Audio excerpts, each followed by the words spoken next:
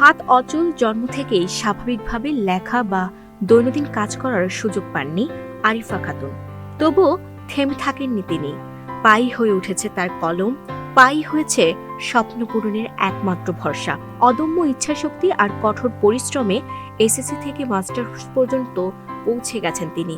লালমনিরহাটের এই তরুণীর গল্প এখন অনুপ্রেরণার নাম। লালমনিরহাট পৌরসভার শাহিটারি এলাকার বাসিন্দা আরিফা খাতুনের জীবন শুরু থেকেই ছিল সংগ্রামের। ছোটবেলা থেকেই পড়াশোনার প্রতি ছিল গভীর আগ্রহ। অন্যরা যখন হাতে কলম ধরে লেখা শিখেছে, তখন আরিফা পা দিয়ে অক্ষর আঁকতে শিখেছেন। ধীরে ধীরে পা দিয়ে লেখা হয়ে ওঠে তার স্বাভাবিক অভ্যাস। আমি জন্ম থেকেই শারীরিক প্রতিবন্ধকতা নিয়ে জন্মগ্রহণ করেছি। আমাকে এই সমস্যার জন্য অনেক জায়গায় অনেক বাধার সম্মুখীন হতে হয়েছে। আমি যখন প্রথম পড়াশোনা করার জন্য স্কুলে ভর্তি হতে যাই, তখন আমাকে স্কুলে নেয়নি, কারণ আমি লিখতে পারবো না। লিখতে পারতাম, কিন্তু তাদের সঙ্গে অ্যাডজাস্ট করে বসতে পারবো না, আমাকে দেখে সবাই হাসবে, কথা বলে তার স্কুলে নিতে চায়নি। আমার মাস্টার্স ফাইনাল পরীক্ষা চলতেছে, আমি পরীক্ষা দিচ্ছি। আমার মনে হয় আমার জন্য আমার নিজের আত্মঅবলম্বনটা সবচেয়ে বেশি দরকার। আমি যদি একটা চাকরি পাই, আমার নিজের জীবনে যদি আমি স্বাবলম্বী হই, তাহলে সবার কাছে আরো বেশি সম্মান পাবো। ব্রাক স্কুল থেকে প্রাথমিক শিক্ষা শেষ করে একে একে জিএসসি, এসএসসি ও এইচএসসি পরীক্ষায় অংশ নেন তিনি। প্রতিটি ধাপেই সীমাবদ্ধতাকে জয় করে সামনে এগিয়েছেন।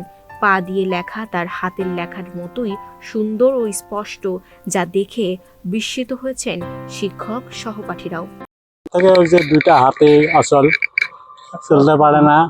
ওই এখন মা আছে, কিন্তু ভবিষ্যৎ মা না থাকলে ওর যে কি পরিস্থিতি হবে, এটা একমাত্র আল্লাহ পাকে জানে। তো বাপ নাই, দুইটা ভাই দুই বাড়ি থাকে, ওর খাওয়ার খুব কষ্ট। যেখানে তো ওর পড়াশোনা ভালো, খুব পড়া জানে। ওর মেলা কষ্ট, আর চলাফেরা, খাওয়া, আর হলো যে গোসল করা, মানে পেশাব পায়খানা সব দিক দিয়ে সমস্যা। আমরা ফুপির সাথে পড়া লেখা করি। ফুপি আমি যেটা পারি না, ফুপিকে বলি, ফুপি সুন্দর করে বুঝায় দেয়, পড়ায়। সংগ্রামের পথ আরো কঠিন হয়ে ওঠে 4 বছর আগে বাবার মৃত্যুর পর। বাবা ছিলেন তালা চাবির কারিগর। তার মৃত্যুর পর সংসারের দায়িত্ব এসে পড়ে মায়ের কাঁধে। অভাব অনটনের মধ্যেও থেমে যায়নি আরিফার পড়াশোনা। মায়ের নিরন্তর প্রচেষ্টা আর নিজের অদম্য মনোবল নিয়ে এগিয়ে যেতে থাকেন তিনি। আমি অনেক পরিশ্রম করছি, করিয়ে ওকে মানুষ করছি। এখন ওর বাবাও চলে গেল, ছেলেরাও যার যার মতন শেষে, আলাদা সংসার। এখন ও আর আমার মেয়েটা আর আমি আছি। টিউশনি কিছু পড়ায় টড়ায়, মাই বেটি যা এর মধ্যে থেকে ও লেখাপড়ার ও ইয়া করে। আমিও যেভাবে পারি, আমরা মায়ের বেটি কষ্ট দুঃখ ভোগ করিয়া চলি। বর্তমানে লালমনিরহাট সরকারি কলেজের দর্শন বিভাগে মাস্টার্স শেষ বর্ষের পরীক্ষায় অংশ নিচ্ছেন আরিফা খাতুন। প্রতিটি ধাপ পার করে তিনি প্রমাণ করেছেন শারীরিক প্রতিবন্ধকতা কোনো বাধা নয়, যদি থাকে অদম্য ইচ্ছাশক্তি। আরিফা নিজের মতো করে দাঁড়াতে চান, সমাজের জন্য কিছু করতে চান।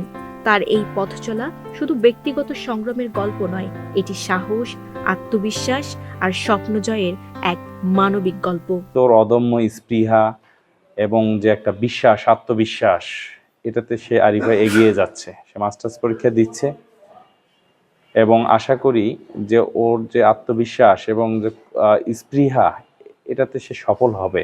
এরকম একটি প্রতিবন্ধী শিক্ষার্থী, সে শারীরিক সমস্যায় ন্যূজ্য না হয়ে সে দেশ ও জাতির জন্য যেহেতু কিছু করতে চাচ্ছে, আমি একজন শিক্ষাবিদ হিসাবে তার জন্য ভাবি যে সে শিক্ষা, যে আসলে অদম্য ইচ্ছা থাকলে, স্পৃহা থাকলে দেশ ও জাতিকে অনেক কিছু দেওয়া যায়, সেটি সে তার ক্ষমতা দিয়েও সে প্রমাণ করতে সক্ষম হয়েছে। দুটি হাত অচল হলেও থেমে নেই তার স্বপ্ন। প্রতিটি বাধাকে জয় করে এগিয়ে চলেছেন আরিফা খাতুন। সমাজের একটু সহায়তা আর উৎসাহ পেলে এমন অনেক আরিফা গড়ে তুলতে পারে একটি আলোকিত ভবিষ্যৎ, যেখানে প্রতিবন্ধকতা নয়, ইচ্ছা শক্তিই হবে এগিয়ে যাওয়ার শক্তি। লালমনিরহাটের সংবাদদাতা জুবায়ের আহমেদ খান রোহানের তথ্য ও ভিডিও চিত্রে ডেস্ক রিপোর্ট।